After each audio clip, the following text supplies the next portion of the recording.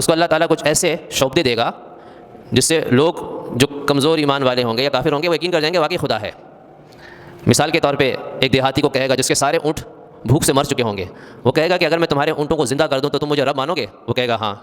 تو اس کے سارے اونٹ جو مرے ہوئے تھے وہ سب زندہ ہو کے اس کے سامنے آ جائیں گے اور موٹے تازے ہو کر آئیں گے، لیکن وہ رب مان لے گا۔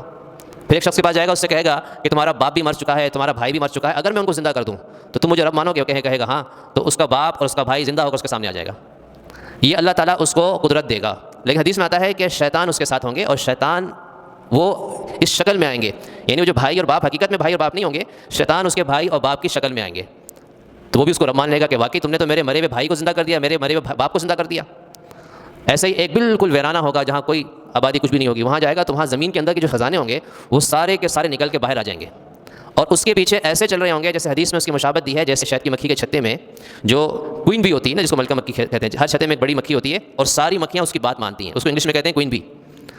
تو فرمایا کہ بالکل ایسے ہی وہ آگے آگے چل رہا ہوگا اور سارا خزانہ اس کے پیچھے پیچھے شہد کی مکھیوں کی طرف چل رہا ہوگا۔ پھر حدیث میں آتا ہے کہ ایک شخص وہ اسلحہ لے کے جا رہا ہوگا۔ اب دجال کے تو بڑے کارندے ہوں گے، اس کے کارندے اس کو پکڑ لیں گے، پوچھیں گے تم کہاں جا رہے ہو؟ وہ کہے گا کہ میں دجال کو مارنے جا رہا ہوں، اس کا مقابلہ کرنے جا رہا ہوں۔ وہ اس کو گرفتار کر لیں گے، پھر کچھ کہیں گے اس کو مار دو، لیکن کچھ کہیں گے نہیں اس کو دجال کے سامنے پیش کرتے ہیں۔ چنانچہ دجال کے سامنے اس کو پیش کریں گے اور دجال پوچھے گا تم مجھے رب مانتے ہو؟ یہ میں آپ کو وہ باتیں بتا رہا ہوں جو صحیح مستند حدیثوں میں واقعات آئے ہیں۔ تو وہ کہے گا نہیں، میں تمہیں مانتا ہوں کہ تم جھوٹے دجال ہو۔ اس کو کہے گا اس کو لٹاؤ، اور لٹا کے اس کو خوب مارا جائے گا، پٹائی کی جائے گی کمر پہ۔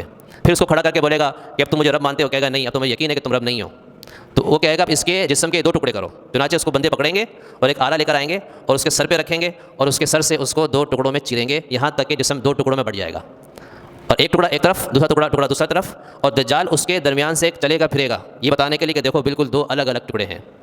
اس کے بعد دجال اشارہ حکم دے گا، وہ دونوں ٹکڑے دوبارہ مل جائیں گے اور اس کے بعد دوبارہ بندہ زندہ ہو جائے گا۔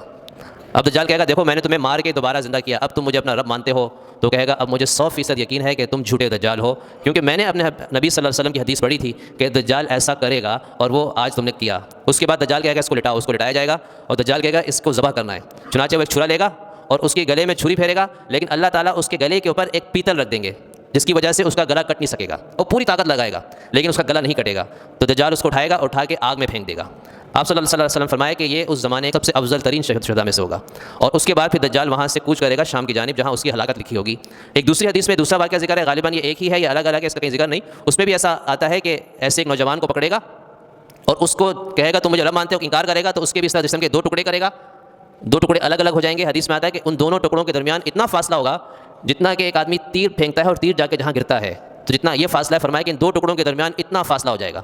پھر دونوں کو حکم دے گا، دونوں جڑ جائیں گے، دونوں دوبارہ زندہ ہو جائے گا۔ پھر کہے گا میں اب تم مجھے رب مانتے ہو؟ وہ کہے گا اب تو مجھے 100% یقین ہے کہ تم جھوٹے دجال ہو۔ حدیث میں آتا ہے کہ اس کو دوبارہ قتل کرنے کی کوشش کرے گا لیکن اس پر قابو نہیں پا سکے گا، اور یہ وہ آخری شخص ہوگا جس کو دجال اپنے ہاتھ سے قتل کرے گا، اس کے بعد کسی کو قتل نہیں کر سکے گا۔ اس کے بعد پھر یہ دجال جائے گا شام کی جانب، اور وہاں پر عیسیٰ علیہ السلام کے ہاتھوں اس کی موت لکھی ہوگی۔